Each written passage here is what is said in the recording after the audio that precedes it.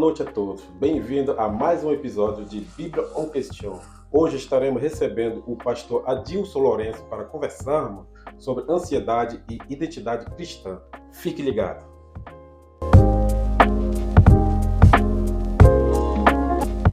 Boa noite, pastor Adilson Lourenço. Agradeço muito mais uma vez o senhor aqui conosco, né, em Bíblia Question.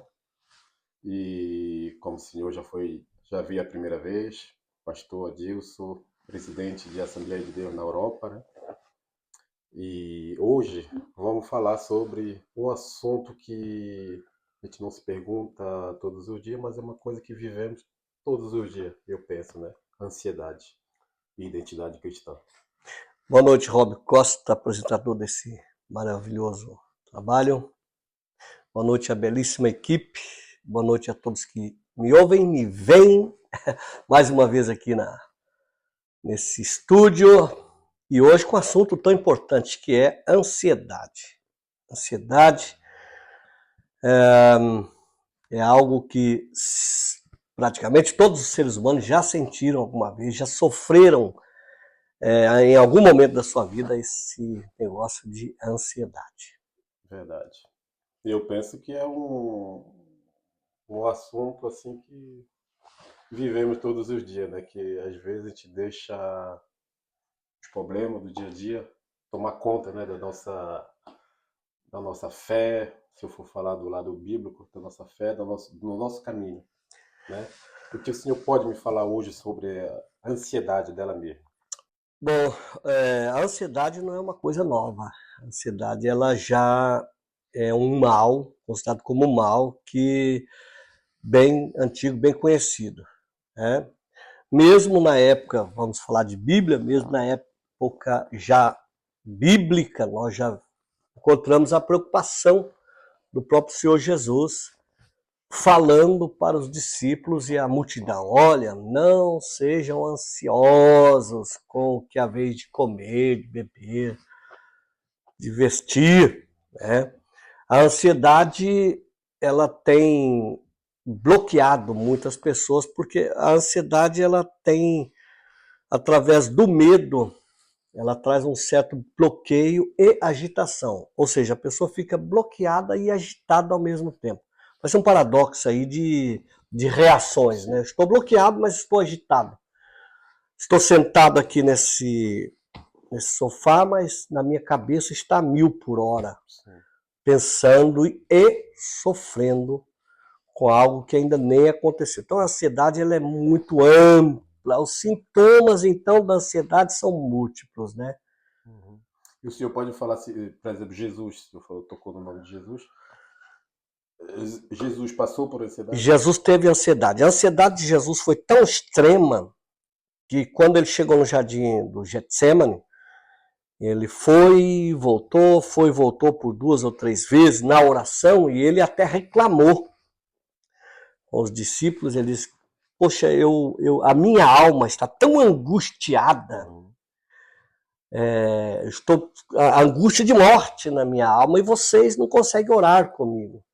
Então ali ele estava com ansiedade, porque ele conhecia o futuro, ele sabia todo o sofrimento que ele iria passar.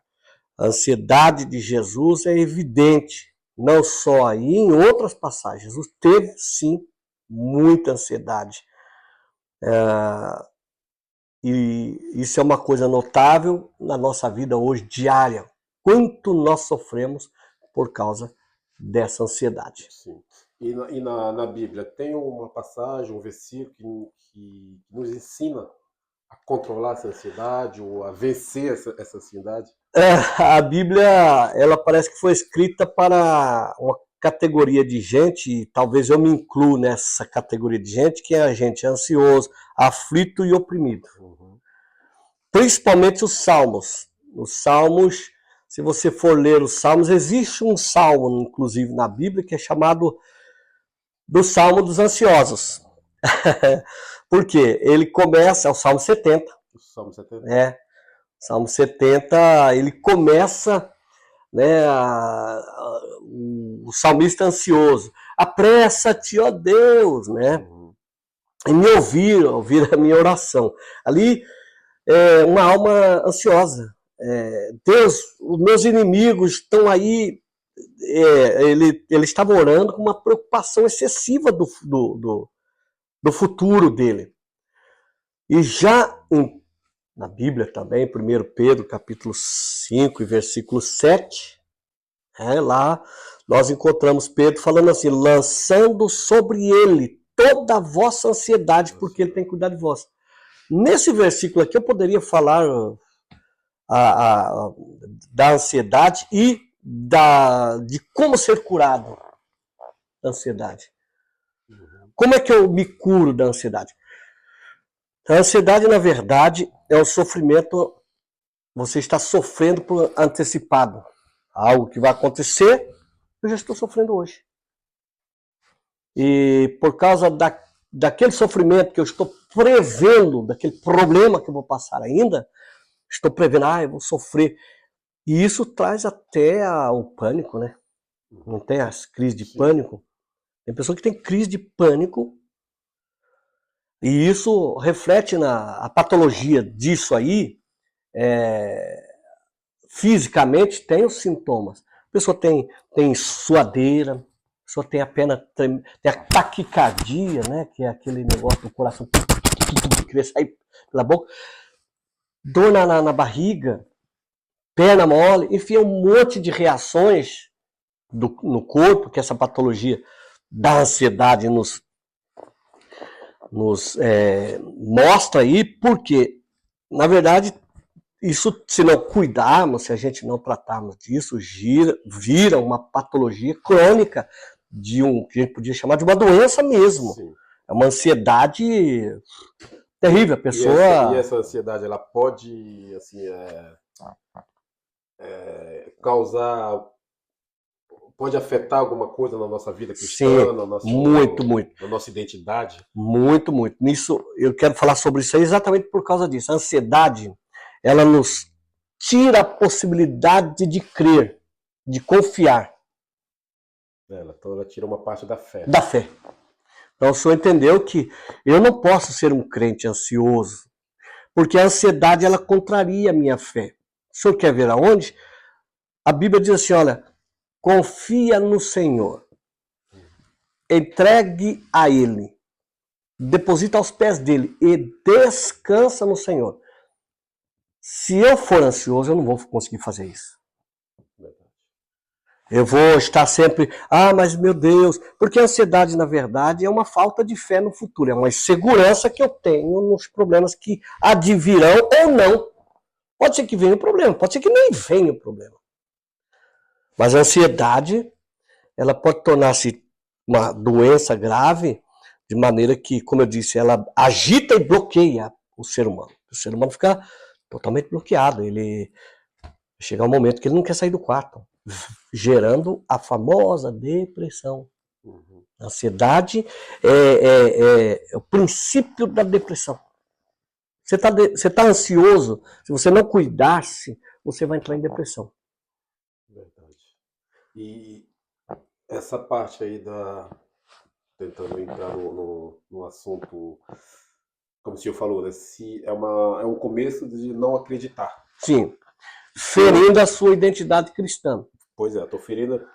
Eu tô cometendo um pecado ou não? Você não é que você está cometendo pecado, você está sendo induzido a pecar. Você está no caminho do fracasso. E o fracasso, por quê? Porque você não tem fé. Sim. Jesus explicou isso em capítulo 6 de Mateus, né, versículo 25, se não me falha a memória. Jesus falou assim, olha, não fiquem ansiosos. Vocês têm que aprender uma coisa. As pessoas que não creem, né, os gentios, eles se preocupam com isso. O que eu vou vestir? O que eu vou comer? O que eu vou beber? O que eu vou... Isso é ansiedade. Aí Jesus falou assim, olha, vosso Pai Celestial, ele sabe muito bem. A minha identidade como cristão me diz o seguinte, que eu tenho um pai. E meu pai cuida de mim. Tanto que lá em Lucas capítulo 11, lá também fala sobre isso, ansiedade. Fala assim, olha, não são vocês maus, e sendo vocês maus, não sabeis dar bons presentes para os vossos filhos. Ou qual de vocês, papais, que o filho pedindo um ovo, dá-lhe uma serpente, um peixe, dá-lhe um escorpião, um pão, dá-lhe uma pedra? Não, ninguém de vocês fazem isso. Quanto mais o vosso Pai Celestial. Ele cuida. Então, na verdade, a minha identidade cristã tem que saber que eu tenho que confiar em Deus. Aconteça o que acontecer. Mas como é que eu vou saber lidar com o dia a dia da minha ansiedade? Eu acho que não tem remédio melhor do que você viver cada minuto, cada segundo da sua vida intensamente e na contemplatividade. O que é contemplatividade? Você contemplar tudo. Você levantar pela manhã, você conseguir olhar, sair para fora, no quintal da sua casa, você conseguir olhar numa folha, uma gota de água que cai naquela folha, o gelo, uma flor, um botão de uma flor, um passarinho que vem, um cachorro que vem te cumprimentar. Esses detalhes aí que ajudam você. Aliás, a própria natureza, eu aconselharia, se alguém tem ansiedade, faça o que eu já fiz a minha vida toda. Está ansioso? Vai pescar. Não tem coisa melhor do mundo do que você pegar teu carro, ou a pé, ou de bicicleta, o que você for, vá na natureza. A natureza, ela... Ah, mas então isso aí é misticismo? Não, não é misticismo não. Tanto que Jesus fazia isso. Ele deixava os discípulos ali. Os problemas exatamente. Ele deixava os discípulos lá e falava, fica aí, eu vou ali. Além, orar. A oração, a meditação, ela nos ajuda. E você só vence essa ansiedade, quase depressão, se você for uma pessoa que consegue crer, confiar que Deus está no controle da sua vida. Deus é comigo, Deus vai me abençoar. Verdade. Eu não vou me preocupar. E a oração é uma boa... A oração é a chave. É a chave, é um caminho para... Tá ansioso? Bora. A oração é a chave, tanto que Jesus ensinou. Ele falou, olha, Pai nosso que estás no céu, santificado seja o vosso nome, seja feita a tua vontade. Sim. Quando eu digo assim, Deus, seja feita a tua vontade, logo a minha vontade, a minha ansiedade, os meus desejos, fica para trás. Seja feita a vontade de Deus. Ah, mas não deu certo. Não tem problema não. É por isso que a Bíblia diz em outras passagens também, dizendo assim, olha, todas as coisas contribuem para o bem daqueles que amam e buscam a Deus. Esse versículo é muito mal interpretado, logicamente, no meio evangélico, no meio dos cristãos. Mas o que acontece? Não é que o mal contribui às vezes para a minha vida. Não é às vezes, é todas as vezes, até o mal contribui para o meu próprio bem. Verdade. Às vezes você acha, mas a morte, o que é a morte para o cristão? Você acha que a morte para o cristão é uma desgraça? A morte que veio da sua família, da minha família, foi um peso da mão de Deus? Deus nos castigou? Deus nos amaldiçoou? Não. A morte é a coisa melhor que existe na face da terra para o ser humano cristão. Porque a Bíblia diz no Salmo 116, preciosa é à vista do Senhor a morte de um salvo. Porque Deus, ele toma aquele salvo para ele, de novo, para onde ele está. A morte para um cristão é uma bênção, talvez a maior bênção de todas. Então o cristão não deve ter medo da morte. Não deve ter medo da morte. A ansiedade é algo que vai te tirar o privilégio de confiar em Deus e descansar em Deus. Só confia e descansa em Deus quem realmente sabe que Deus está no controle de todas as coisas. Verdade. E a ansiedade, ela é algo maligno que vem do mal? Não. Vem do inimigo? Não. Ou ela é... Assim como muitas reações, humanamente falando, normais, sim, a ansiedade é um depósito na sua cabeça, no seu coração, de muitas preocupações. Mas não tem nada a ver com, não tem nada a ver com que pode demônio. Com o demônio. Ah, o demônio veio e está me trazendo ansiedade. Não. Você não adianta repreender o demônio. Sai demônio da ansiedade. Não vai sair. Porque, primeiro, por que você é ansioso? Preocupação demais. Quando você se preocupa demais, você pode ver que a pessoa que se preocupa demais, ele tem insônia. ele não consegue dormir direito. Uhum. E o que é insônia? É ansiedade.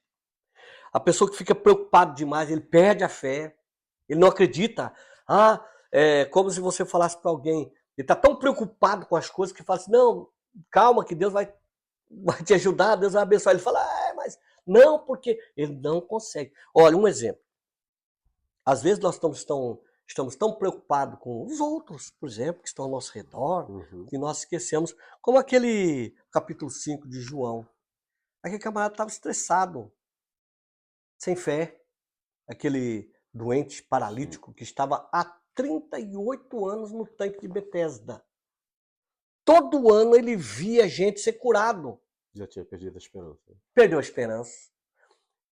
Você falou na onde eu queria chegar. A ansiedade, ela tira a sua esperança, que é a fé. Sem tomar Uhum. cuidado com isso. Estou tão preocupado que estou sem esperança, não consigo ver mais nada. Aquele homem, Jesus falou, você quer ficar curado, ou Zé Mané? Vamos dar um nome melhor que eu acho para ele. Zé. Desculpa aí o Zé, mas... Ô bobão, você quer ficar curado? Ele estava tão estressado, Rob, que ele disse, não, como é que eu vou ser curado, rapaz? Quando eu for na frente ali, já tem outro ali. É. E outra coisa, ninguém me ajuda, tá bom? Quer saber de uma coisa? Ninguém me ajuda. Ele estava angustiado, ele estava sem fé, sem esperança, desanimado e jogando a culpa nos outros. Pelo fracasso dele. A ansiedade, ela, como eu disse no início, ela me bloqueia. E esse bloqueio é mal para mim. Eu não consigo desenvolver nada, meus projetos de vida. Estou bloqueado, porque tinha um Verdade. projeto, eu queria fazer isso, queria fazer aquilo, mas não estou conseguindo. Muita ansiedade, muita preocupação. Como eu volto a dizer, senta, levanta cedo, olha para o teu sapato, conta quantos buraquinhos tem aqui, entendeu? Tenha paciência. Enxergue Deus em cada detalhe. Vá lá fora, vá, olhe. Pegue a comida, veja a cor da comida, que cor que é a comida que eu estou comendo. Seja mais realista, detalhista, olhe bem a água, tudo ao seu redor. Isso vai te ajudar a conectar, se eu posso dizer assim, com a realidade da sua vida. Uhum. Primeiro, tem saúde, estou vivo, estou respirando, tenho minhas duas mãos. É igual também a passagem de Marta, né? Marta e Maria, que ela ficou Ansiosa. ansiosa, né? Por causa dos É. preparativos, que ela estava lá sozinha e que Maria estava nos pés de Jesus. Ali, Rob, essa passagem eu já vi muita gente pregar ali, mas ali para mim é prioridade. Eu pregaria nessa passagem de Marta e Maria prioridade. Prioridade. Uma deu prioridade aqui, os afazeres, as coisas desta, né? E aí a Bíblia diz lá em 6:33 de Mateus, Sim. né? Olha, buscai primeiro O o reino. reino e as demais coisas. Uhum. Rapaz, Rob, E logo depois Jesus fala também, né? Não vos inquieteis no dia de amanhã. não, você vai ter dia de amanhã. Exatamente. Uhum. Então o que acontece? Se eu ficar me preocupando Uhum. com coisas, a minha vida vai passar. E eu não vou. Aí vou lá em Eclesiastes, quando Eclesiastes diz assim: cuidado para que não cheguem os dias que você vai dizer, não tenho neles contentamento. Ou seja, meus dias passaram, não vi nada, não senti nada, não tenho nada. Por quê? Correu atrás de coisas, Uhum. a ansiedade, aquela coisa, vou construir, vou comprar, vou fazer. Não que nós não devamos buscar essas coisas, sim, devemos. Deus vai nos acrescentando o dia a dia, mas não é prioridade. O problema de Marta e Maria é que uma sabia que Jesus era prioridade para ela ali. Uhum. Peraí, deixa o feijão queimar e depois a gente vê isso aí. Mas vamos priorizar Jesus. Ainda hoje eu fiquei pensando como que nós priorizando todas as coisas, menos as coisas de Deus. Não tem nada a ver com ansiedade, mas essa. Vou fazer uma pergunta. Como vencer a ansiedade através da identidade em Cristo? Boa pergunta, uma pergunta que eu respondo da seguinte maneira. A minha identidade, primeiro, quem eu sou? Uhum. né? Você chega com qualquer departamento, a pessoa precisa de um documento para saber quem é você. Verdade. Então, a identidade tem a ver com quem eu sou. E eu tenho que saber o que eu sou. Posicionamento. Né? Meu posicionamento. A minha filiação, quem é meu pai, quem é minha mãe, no sentido, né, físico, material, mas espiritual. Quem eu sou? Eu sou filho de Deus. Sou herdeiro, co-herdeiro de Cristo. Eu sou um cidadão do céu. Eu estou destinado e predestinado a morrer, ser salvo e ir para o céu. Então, de maneira que eu tenho que saber a minha identidade. Qual é a minha identidade? Para vencer isso aí. Nada vai me abalar nessa terra. E outra, se eu morrer, para mim é ganho. Eu não posso ter medo do futuro. Eu não posso ter medo. A ansiedade é simplesmente um medo do futuro. Eu não posso ter medo do meu futuro. Meu futuro está garantido. A minha identidade como cristão é: não se preocupe, você está seguro na minha mão. Então, eu sou filho de Deus, sou salvo por Jesus, ele me salvou. Aconteça o que acontecer, eu tenho que pensar igual Paulo, ele mesmo pensou. Ele falou assim: olha, de maneira que aquilo que eu pensava que era ganho, eu reputei como perda para ganhar a Cristo. De maneira que agora eu não vivo mais eu, mas Cristo vive em mim. Essa é a minha identidade. Eu não estou nem aí. Morrer hoje, morrer amanhã, morrer depois de amanhã, para mim é ganho, é ir para o céu, é a glória de Deus, se eu sou verdadeiramente um cristão. A minha identidade me diz que eu sou um cristão, filho de Deus, e que eu tenho uma herança, e a minha herança é a vida eterna, morar com Deus para sempre. E que devemos também resistir até os últimos dias, né? Até a vinda de Jesus, por exemplo. Exatamente. Sabendo que